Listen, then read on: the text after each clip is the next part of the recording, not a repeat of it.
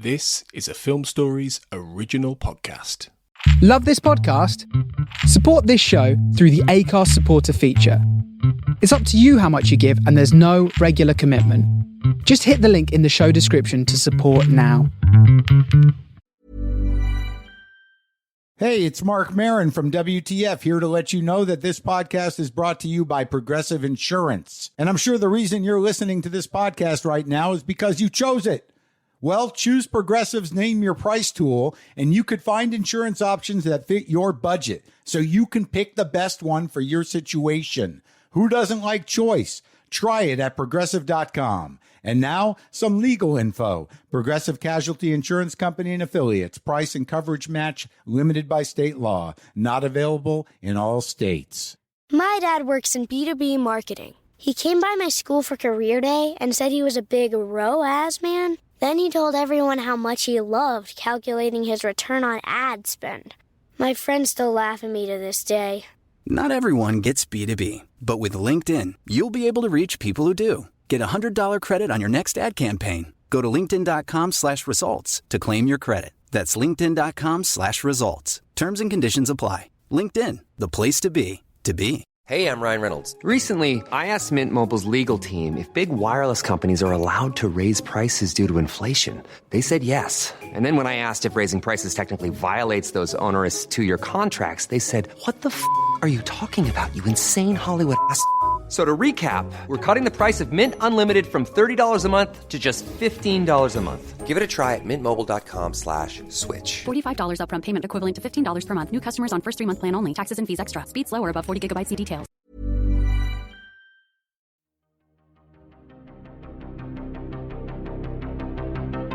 This is Writers on Film, the only podcast dedicated to books on cinema.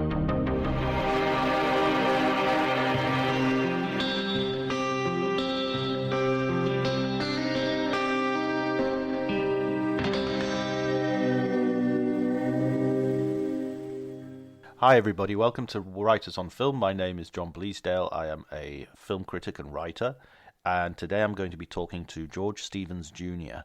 George is a legendary figure in Hollywood. He has straddled the world of Hollywood and politics, I would say. He's a writer, director, playwright, and now he's written his memoir, My Place in the Sun. Among his many achievements is the founding of the AFI, the American Film Institute, which launched the careers of such names as David Lynch, Terrence Malick, and Paul Schrader, amongst many others. If you enjoy the podcast, please remember to like, subscribe, leave a review on Apple Podcasts, if that's how you're listening to it, or Spotify, if you can rate it for us, that would be wonderful. The numbers are going up. The numbers are going up in a way which is extremely gratifying. But the reason is it isn't ego. I don't want the numbers to go up just because it pleases my sordid soul. It's also because these conversations, because of the guests, I just want people to know that they're out there as a resource just because of the guests. Just absolutely, these are fascinating people, and the more people that hear them, the better. You can follow me if you really want, and this is my sorted soul, at Dr. Jonty, DRJONTY. But before you do any of that, please enjoy the conversation.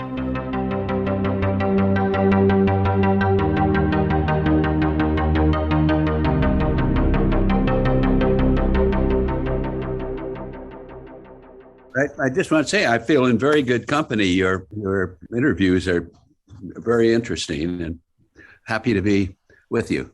Oh, thank you so much. In fact, when I was reading your book, I was kind of thinking, oh my God, how do I talk to the man who has talked to all the presidents from Kennedy to Obama, all the way through? How could I possibly, think of questions interesting enough to put to you? Well, yes, I guess there are a couple of exceptions there. I guess only Jerry Ford I never spoke with, but and Nixon very briefly. Simply, But yeah, I mean, I've had my life has been an interesting opportunity. I've been in two different worlds that have that interlock in certain ways, and as I wrote the book, I just realized how fortunate I'd been to be in the company of significant people, and most of them intelligent and humanistic. The book reads almost like a wonderful novel that you just have. There's such a epic life in many ways. I mean, starting with your childhood and of course your father. It must have been quite a joy to have the opportunity to go back and revisit that part of your life. It's very comforting to kind of do a kind of review and summing up, and you discover things and you remember things, certain memories become more important and significant. And of course, you also had the opportunity to sort of go back and have a look at your sort of grandparents and that legacy. Yeah. Was that stuff you already knew, or was that some of that did you sort of discover in the process of writing? I knew the broad strokes, but we never talked a great deal about it. I'd met my grandparents, and they were just my grandparents, and I kind of knew they had a theatrical background, and never really explored it. My mother kept from my father's mother all of these papers from the family, which, clippings and, the opening paragraph of the film. My grandfather at age 24 walking out of his theater in Oakland to go back to San Francisco for the night and gets mugged and and I'm reading the story from the San Francisco, whatever the paper was, San Francisco Call, I believe. So that was very helpful. The fact as well that you are from this sort of family of sort of show business of actors but I mean, obviously the most famous that we sort of know of the group is got to be your father. Yes. And his the relationship that you portray is really moving. It's a really beautiful relationship. Yeah, I was blessed, but also with a wonderful mother. But to have a quote famous or accomplished father, which can, for many people in Hollywood, there are the stories of children of prominent directors and stars having difficult lives, and I had a wonderful relationship with my father. How do you think you avoided that? How do you think your family managed to remain to some degree grounded? I think it was just their quality, and my father was just not the kind of prototype of the domineering director, but he was just a wonderful, gentle father that also, the strongest of directors on the set, but with just a kind of a different style. And we developed common interests. And this was also considering the fact that he was away at war for 3 years. And that he kept all the letters we sent him, and my mother kept the letters he sent, and they're all in the Motion Picture Academy. And to be able to look back on these exchanges was, again, eye-opening to me. Was there anything specific that you learned in looking back over them that you that popped out? Just the kind of having become a father myself, kind of fatherly wisdom, how his attitude toward me, his sense of fun, an occasional stimulation to improve, but always with a deft touch. And when did you sort of start to sort of become conscious of his profession and the sort of world he moved in? Well, I knew he was a movie. I was embarrassed in the 5th or 6th grade when I was starting school, and everyone was asked what your father does, and I said, well, my father's a director, and the teacher said, what do you mean? And I didn't know what I meant. That was what I was told he did.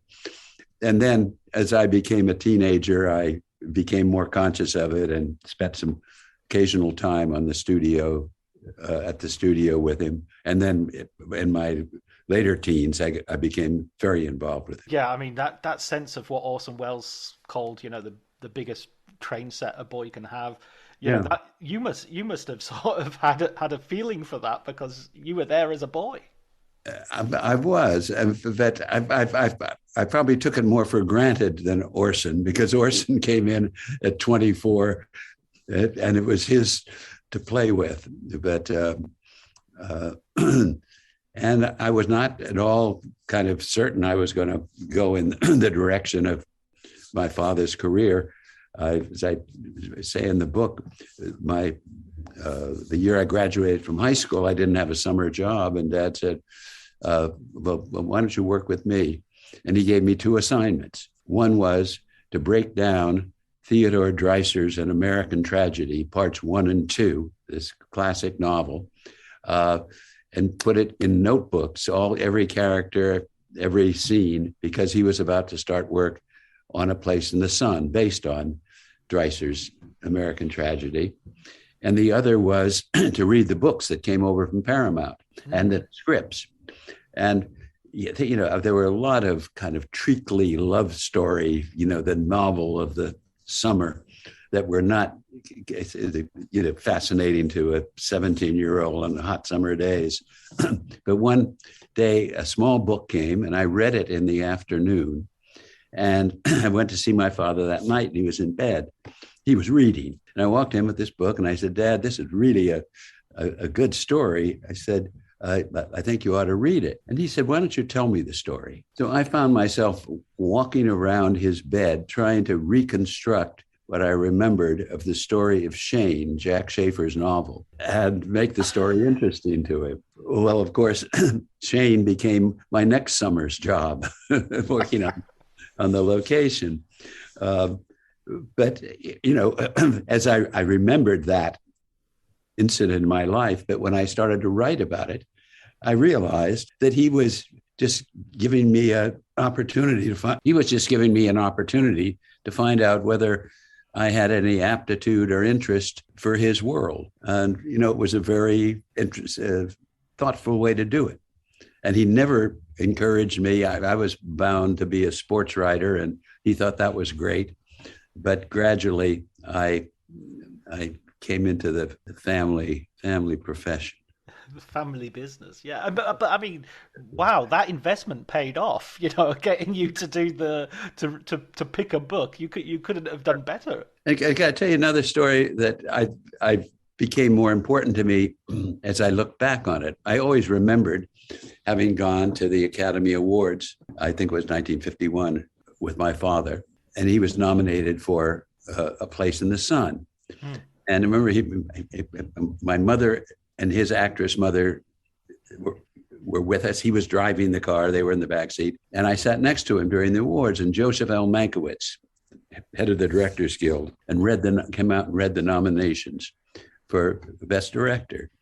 It was John Huston, African Queen, William Wyler, The Desperate Hours, Vincent Minnelli, An American in Paris, Elia Kazan, A Streetcar Named Desire, and George Stevens, A Place in the Sun.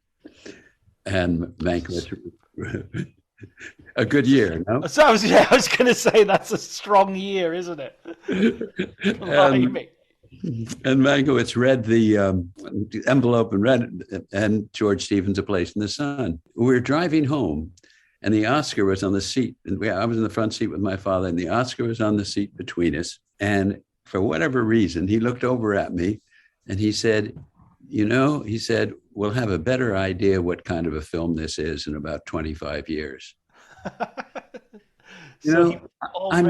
That he had a sense of perspective, and he also had this feeling of the test of time. He knew what mattered. He was not so keen on making the most fashionable film of the year. He wanted to make something that he thought had lasting value. Now, of course, I must have been 17 or 18. He did not realize he was talking to the future founder of the American Film Institute.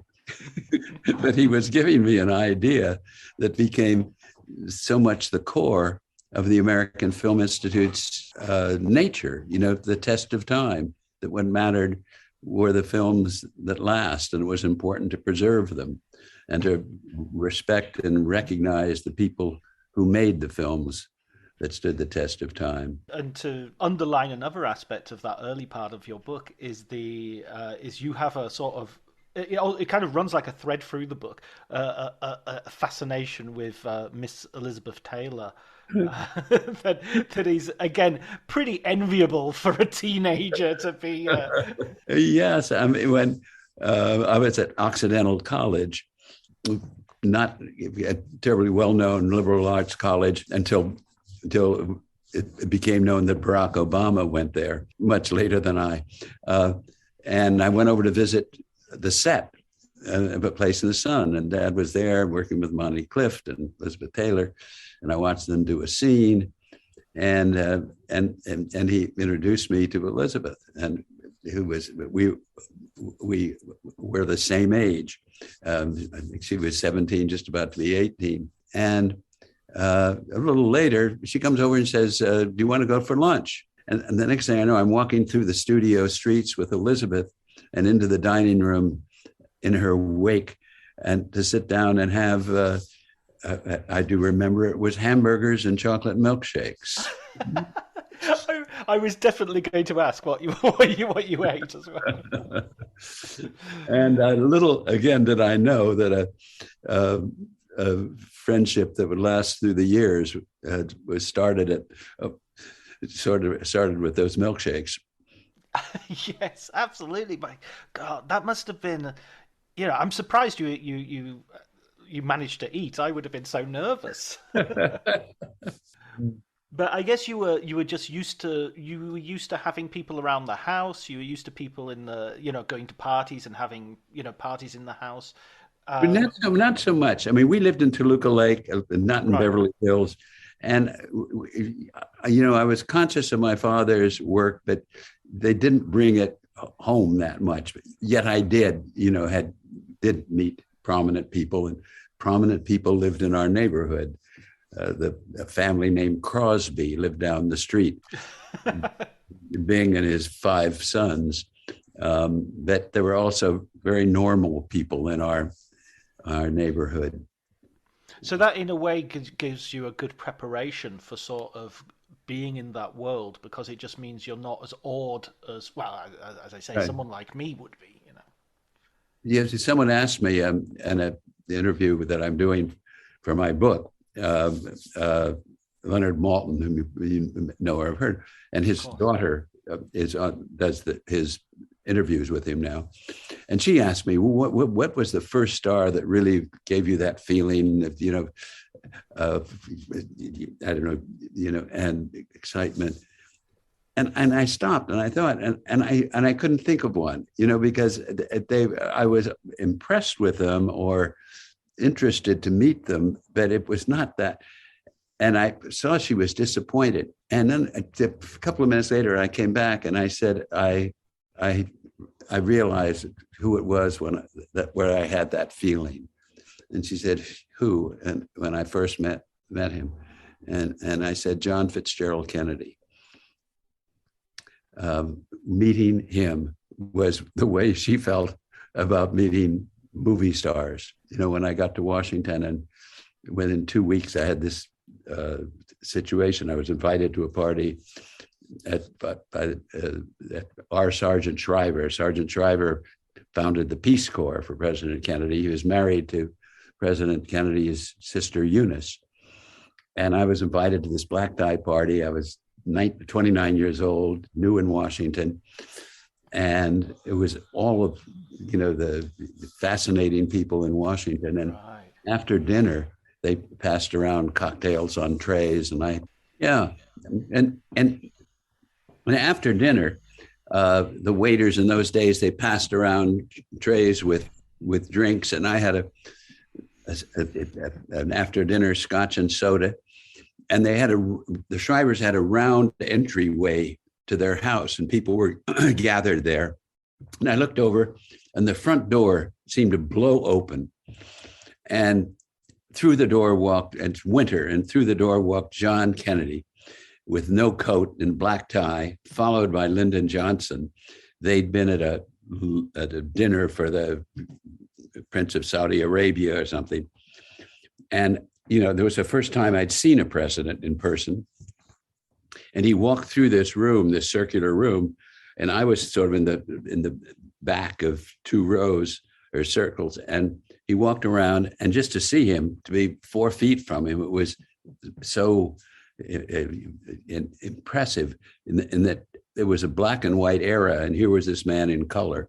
And so strangely, that was my sort of moment, not meeting a movie star, but meeting somebody of political significance that had this lasting memory for me. You start to then move between the worlds of, like, you have one foot in the political camp and one foot in Hollywood, and you sort of combine those two roles. Yes. How was that transition for you?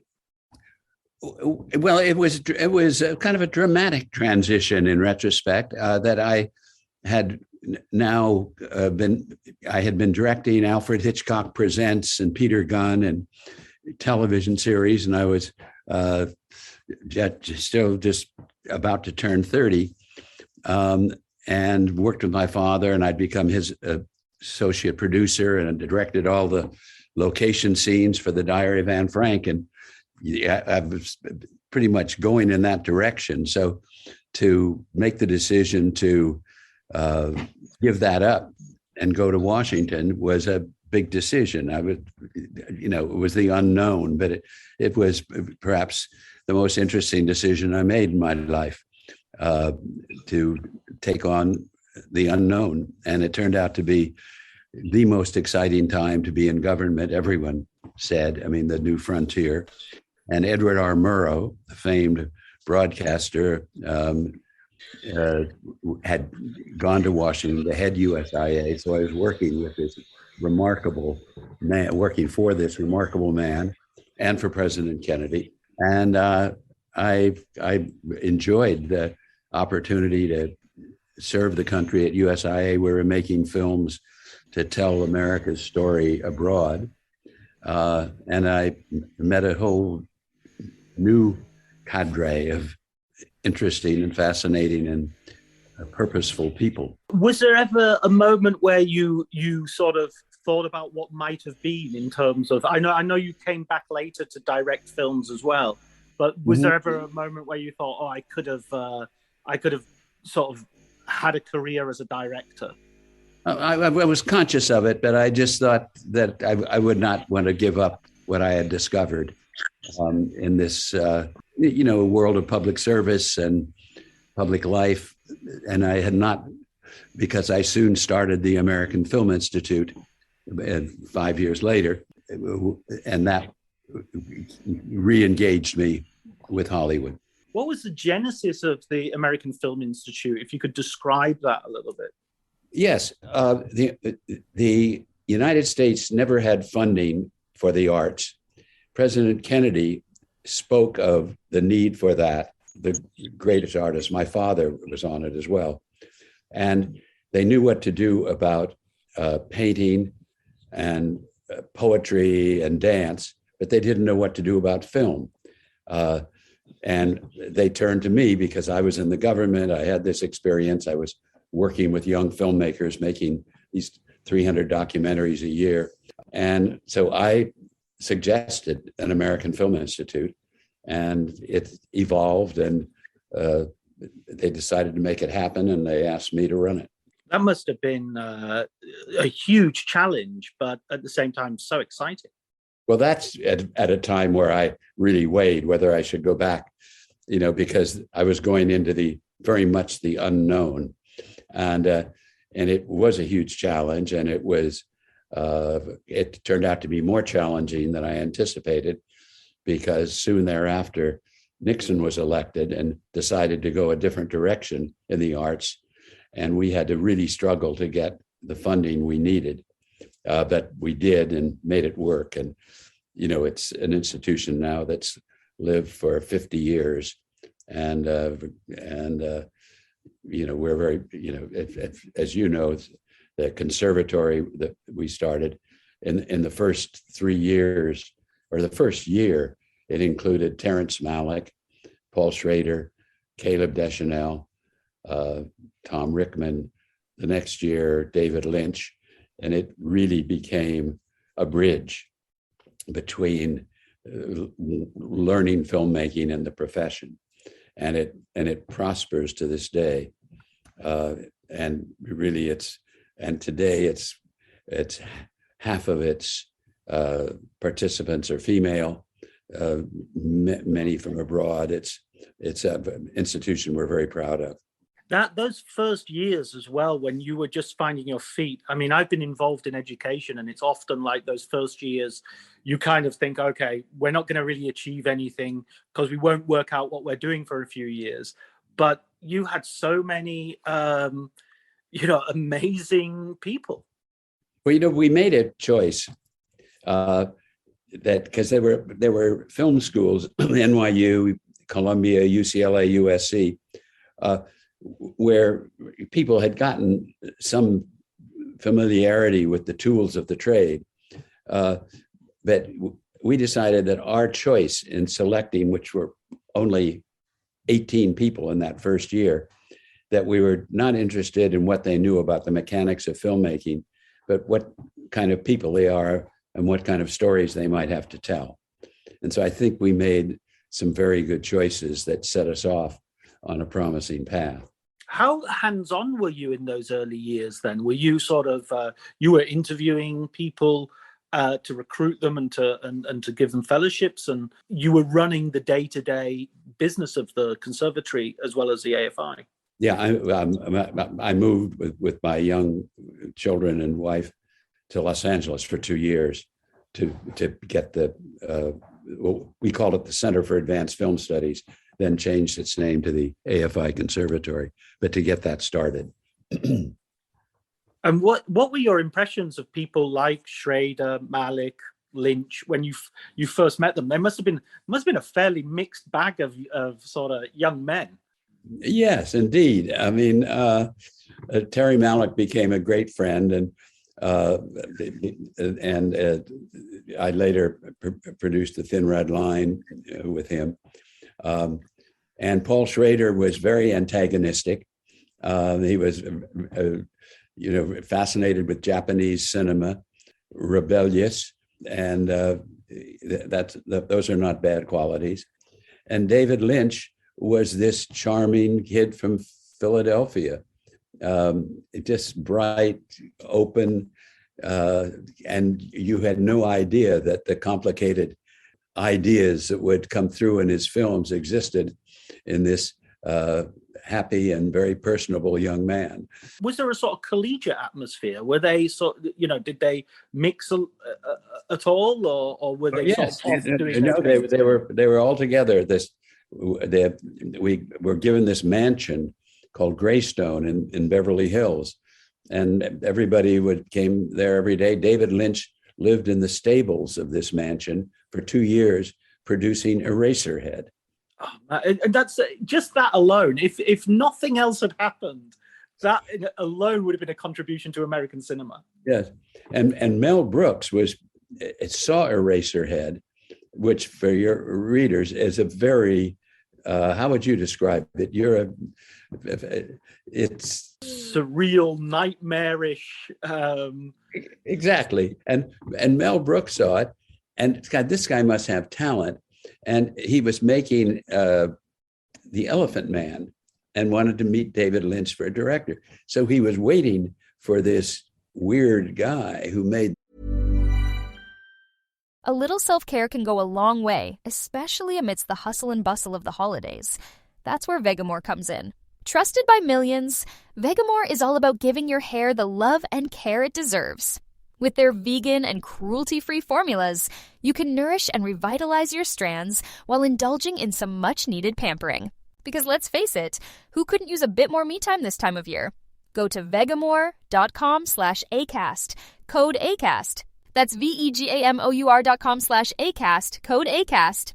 My dad works in B2B marketing. He came by my school for career day and said he was a big ROAS man. Then he told everyone how much he loved calculating his return on ad spend. My friends still laugh at me to this day. Not everyone gets B2B, but with LinkedIn, you'll be able to reach people who do. Get a $100 credit on your next ad campaign. Go to linkedin.com/results to claim your credit. That's linkedin.com/results. Terms and conditions apply. LinkedIn, the place to be, to be.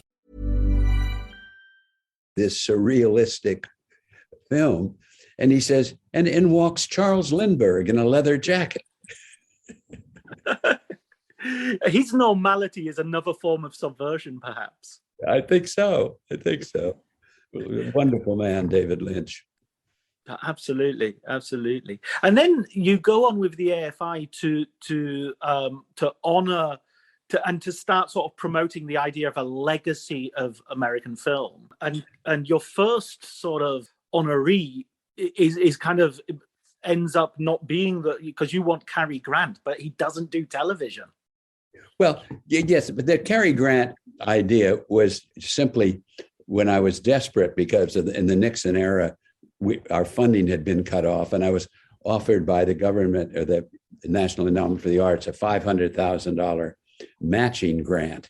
And I was already raising all the money I could find. So where am I? And matching grant, Cary Grant. So I got an idea of doing an event honoring Cary Grant at the Kennedy Center just to raise money. Later, about 3 years later, I had developed the idea of the AFI Life Achievement Award, which would be given not for the popular film of this year, but for an individual whose work has stood the test of time.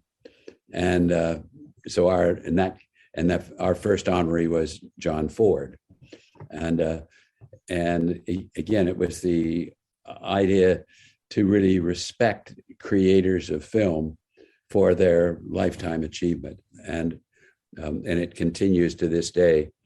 But I wrote and produced the first 25 of them, and we just had the riches of and it was John Ford, James Cagney, Cary Grant, Orson Welles, then Betty Davis, William Wyler, John Huston, Lillian Gish, Jimmy Stewart, Capra.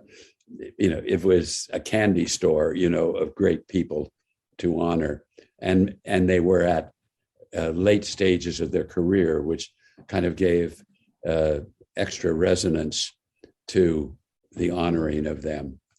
And Sidney Poitier was a memorable occasion in that respect. I mean, I was talking earlier about saying, how can I talk to the man who's talked to all the presidents? But when I think of the Hollywood royalty that you've known intimately, or you've known on this basis, Orson Welles, for instance, is one of my all-time heroes. Yeah. What was he like I was going to say, what was he like in real life? But was there a real life with Orson Welles? Yes, indeed. And Orson was also magisterial in real life. And I used to see him at Ma Maison, a restaurant in Hollywood, where he had his own table and say hello from time to time. But then we honored him.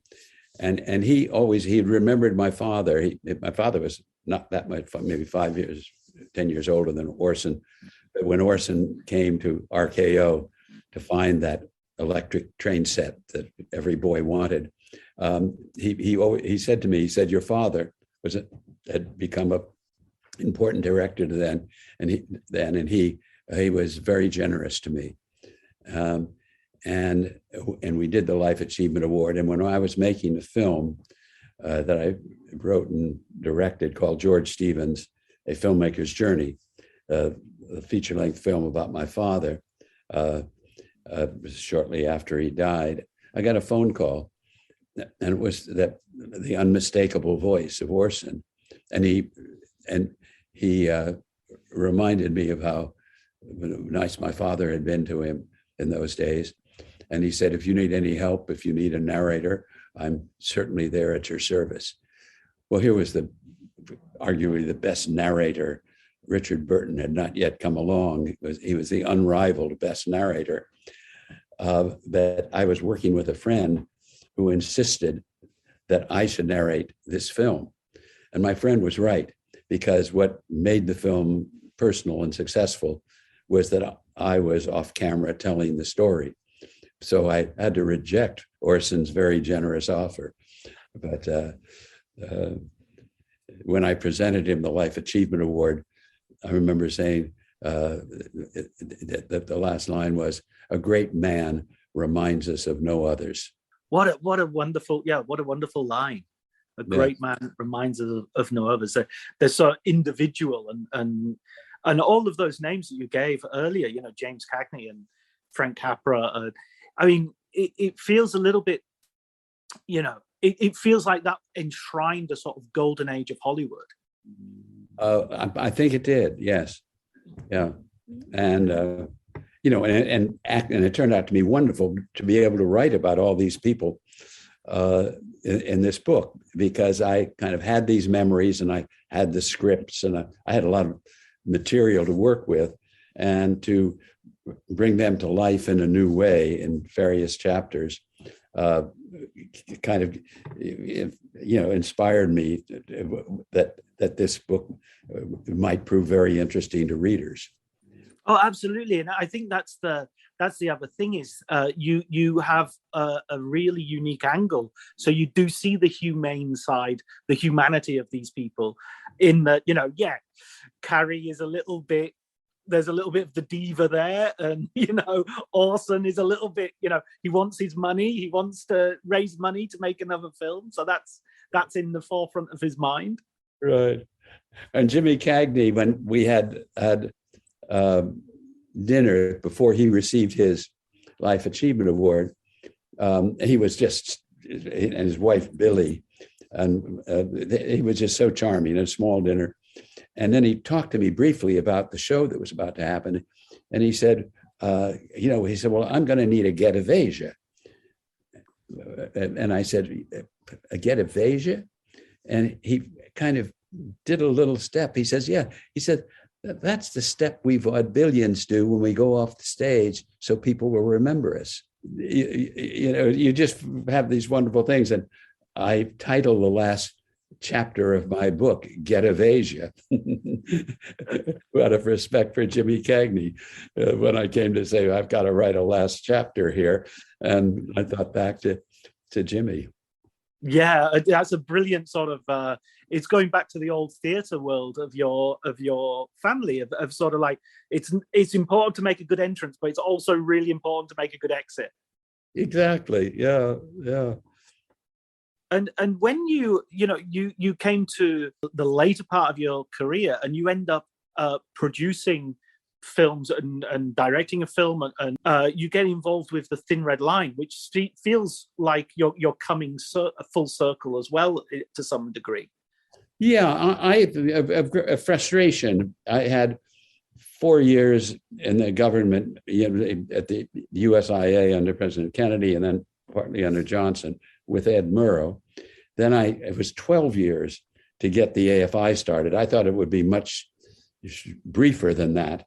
And while I was at AFI, I kind of comforted myself by starting the Life Achievement Award, which I was writing and producing those shows every year, which kept my creative hand in.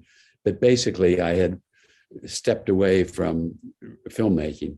And so that was in 1980, I went back to do that. And I was able to do many things that were important to me. And and to work with Sidney Poitier and Jack Lemmon. These happened to be television miniseries, but they were themes that were very important to me. And having that creativity, as you say, I mean, it also means that you're sort of going into the 80s and 90s. You're again directly involved in Hollywood in a way which is more similar to how your father was working. Yeah, and I started the Kennedy Center Honors and produced it for 37 years, which became the most, I think, respected kind of variety show in the United States. It's not seen overseas, so many of your audience may not know it. but it was constantly being awarded the Emmy for the outstanding show of that sort, and working with all the great artists from theater and ballet, and again this wonderful, life for some of us, maybe everyone, depends on the associations you have. And again, for me now to be working with Leonard Bernstein and Isaac Stern and Agnes DeMille and Jesse Norman and all of the great Jerome Robbins, it just added such a dimension to my life. You are, I know, interested in writing with your excellent podcast, and I was thinking about it. I mean, I wrote. I wrote Separate but Equal, the film with Sidney Poitier, co-wrote, and I wrote or co-wrote all of the special I did. But it also reminded me that writing, I realized how important writing was to my life. You had to write the American Film Institute, and it's writing as persuasion, writing as formulating things, writing to persuade a studio to make a film, writing to make the National Endowment give you more money. And I just realized that how central writing is to my life and to many people's lives, not just for the things that you're credited with on the screen. And then late in life, I decided to write a play.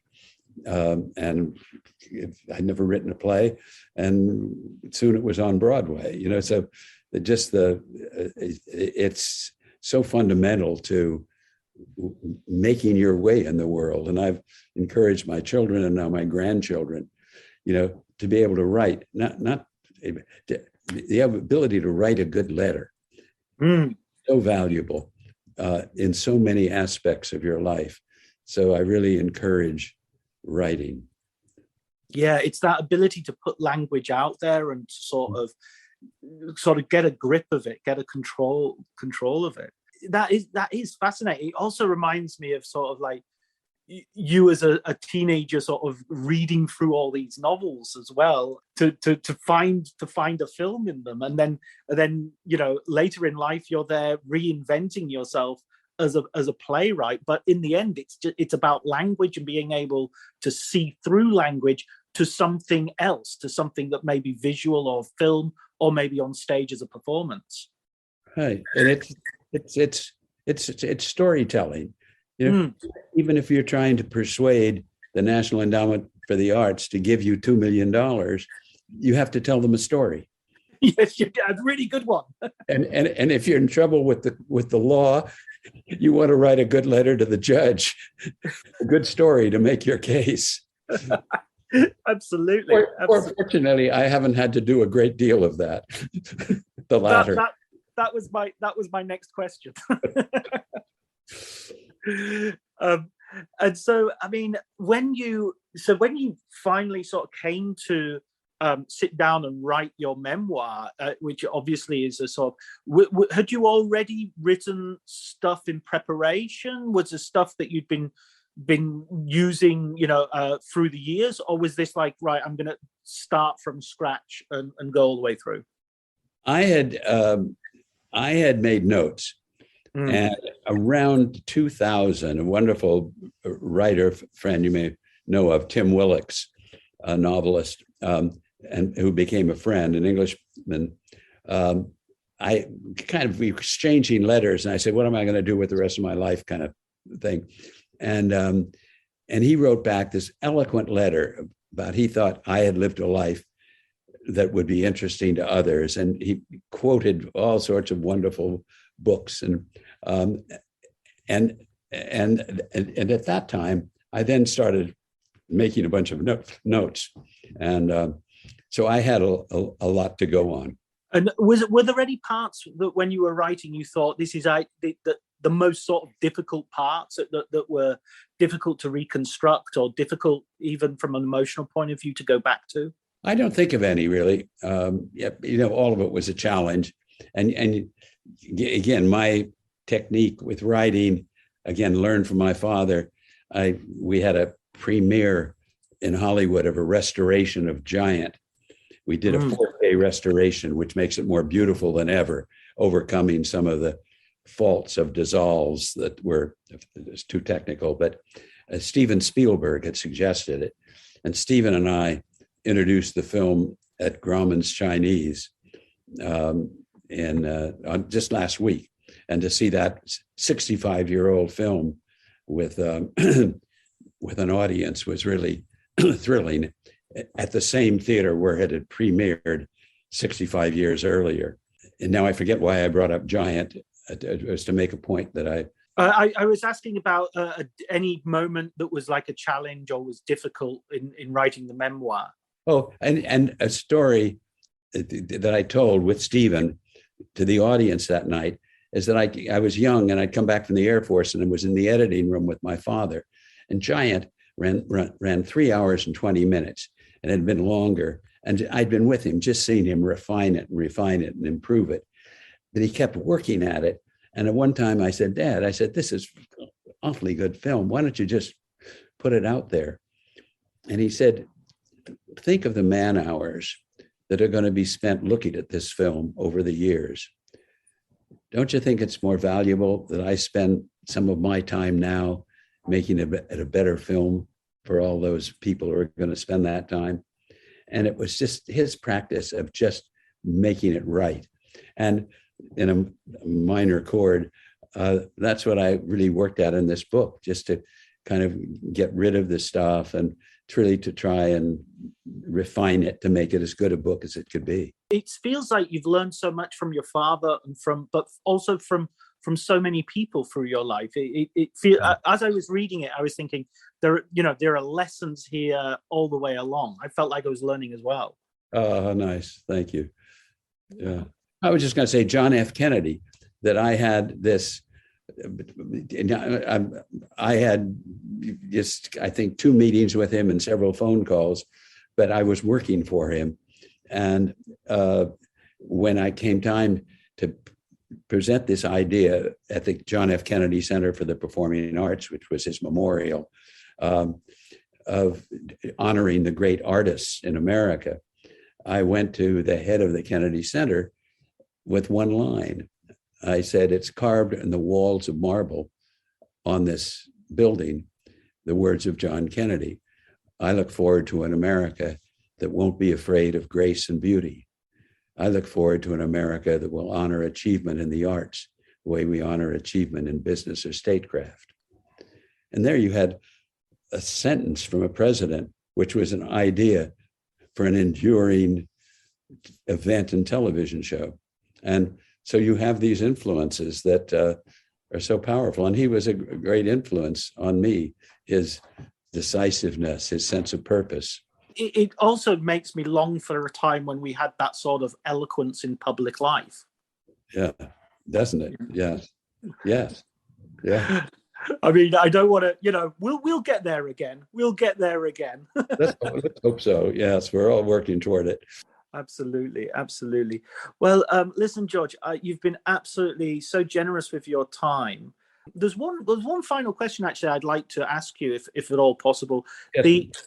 Because this is a Writers on Film, and we always ask for a recommended book, and I know I haven't sort of prepared you for this, but is there a book on cinema that you sort of, or even a memoir or a biography that you sort of consider that you would, it doesn't have to be the best or anything like that, but just that might be interesting to our listeners? Well, I haven't thought about it, John, but I would put Kevin Brownlow's The Parade's Gone By and Kevin Brownlow's David Lean would be 2 good thoughts.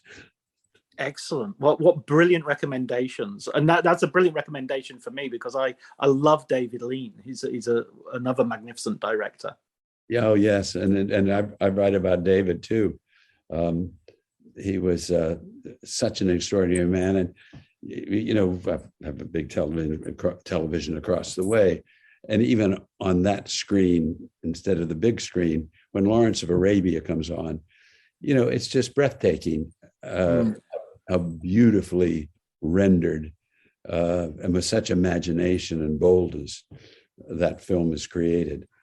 And it, I have respect for many of the filmmakers working today. I don't want to be totally a golden age geek, but who would you look at today? Looking at cinema today, what sort of gives you what filmmakers do you look at and think, oh, they're carrying on the legacy, they're carrying on the stuff? Guillermo del Toro, Christopher Nolan, Jane Campion, Paul Thomas Anderson, I think does really interesting work. Barry Jenkins. Gosh, there's so many, and it's so international.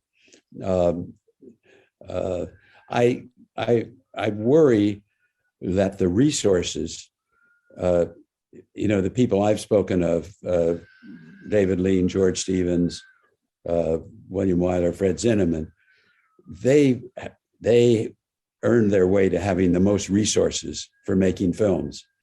Today, the greater amount of resources are going to Marvel Comics and franchise movies with the studios and the streaming people depend on. I wish that there were a more balanced allocation. I wish so many of the films made by what I would consider the more thoughtful directors, or their more thoughtful films, are done almost as B movies. They don't get the big investment, but they get stars to come in for less money. And, I wish they were working with a fairer share of the resources for making movies. Yeah, no, absolutely. I totally agree with that. I thank you so much for talking to me, George. I really, really appreciate it. And that's wonderful. Well, John, I just and I appreciate your having read the book and talking about it in such interesting ways. And I live in Washington, D.C. I went to Hollywood for the first time in 2 years, which I've always been going back and forth because of COVID. And it was COVID that gave me, forced me to sit down and finish this book. But I hope where along the line we will meet. And I hope you continue this and your other good work.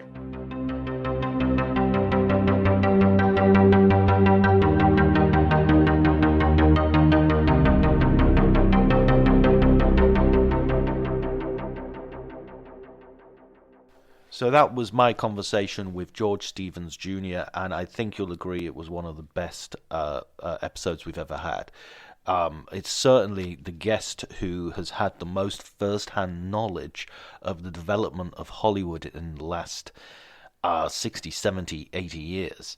It's when I started this podcast, it was a little over a year ago, and I only intended really to do 10 episodes, partly as well to promote writers that I knew whose books had just been released, partly because I just wanted to have conversations with people who had expert knowledge in the field that I love, and I wanted to learn something. It has become something of a film course for me. I've learned a lot. I've read a lot about a lot of characters that I would not necessarily have pursued on my own, and I'm absolutely glad I did. It's broadened my horizons in a way that I have found extremely enriching, and also in terms of course, my watching of movies. I've been watching films with a much broader perspective than before, and so this has been intensely valuable for me. What I mean by all this is to say that George Stevens Jr. coming on the podcast and talking so beautifully and so interestingly about all these things, it really is a huge endorsement for what we've been doing with Writers on Film, and I'm so proud that this has happened and that this conversation exists and is out there. along with all the others. There's a real body of work building up, and it's all because of you, listener, because if I was doing this and I didn't see the numbers, I would not be continuing, believe you me. So, or maybe I would be. I mean, these conversations, even if I didn't publish them, I enjoy having them so much that I'd probably do it anyway. Okay, that's all from me for today. I'm very sorry. I've got a really bad cough at the moment. Not COVID related, I'm glad to say. Oh, another thing I should share with you is when we were doing the podcast, when I was doing the podcast with George and I was talking to him via Zoom, the Wi-Fi kept cutting out, the internet kept dropping, and I would freeze, and it was all on my side. He was fine. It literally happened 4 or 5 times. Hopefully you didn't notice during the episode because I edited it together with such finesse. But I obviously was apologizing profusely, and George, brilliant guy that he is, said, "Oh, all my life it's been technical glitches. Don't worry about it." That's that's the perspective you have to have. You don't think you put up the AFI without a couple of technical glitches along the way. You don't think you direct films and put plays on Broadway without a couple of technical glitches here and there. So that was incredibly encouraging, and it was so nice because, you know, somebody could quite rightly become impatient at my obvious and evident incompetence, and George didn't, and you know, good stuff. Good luck to him.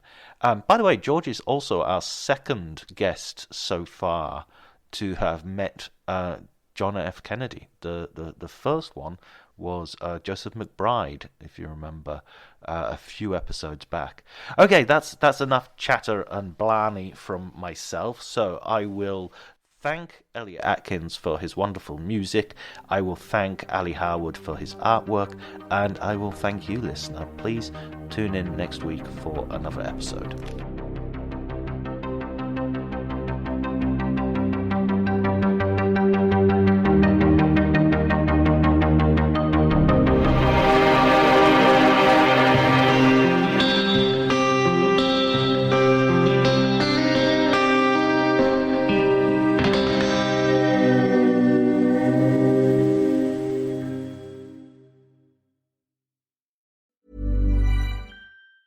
$1-800-Flowers.com knows that a gift is never just a gift. A gift is an expression of everything you feel and helps build more meaningful relationships. 1-800-Flowers takes the pressure off by helping you navigate life's important moments by making it simple to find the perfect gift. From flowers and cookies to cake and chocolate, 1-800-Flowers helps guide you in finding the right gift to say how you feel. To learn more, visit 1-800-Flowers.com/ACAST. That's 1-800-Flowers.com/ACAST. Cue the fireplace and your favorite fall movie. There's nothing better than a cozy evening at home with a glass of First Leaf wine. First Leaf is a personalized wine club that delivers right to your door. Sounds magical, right? They get to know your favorite tasting notes, which varietals you enjoy, and whether you prefer sweet or dry wines. So in every shipment, you get bottles tailored to your unique palate. Go to tryfirstleaf.com/fall to get your first 6 wines for just $44.95 with free shipping. This episode is brought to you by Progressive Insurance. Fiscally responsible, financial geniuses, monetary magicians. These are things people say about drivers who switch their car insurance to Progressive and save hundreds. Visit Progressive.com to see if you could save. Progressive Casualty Insurance Company and Affiliates. Potential savings will vary, not available in all states or situations.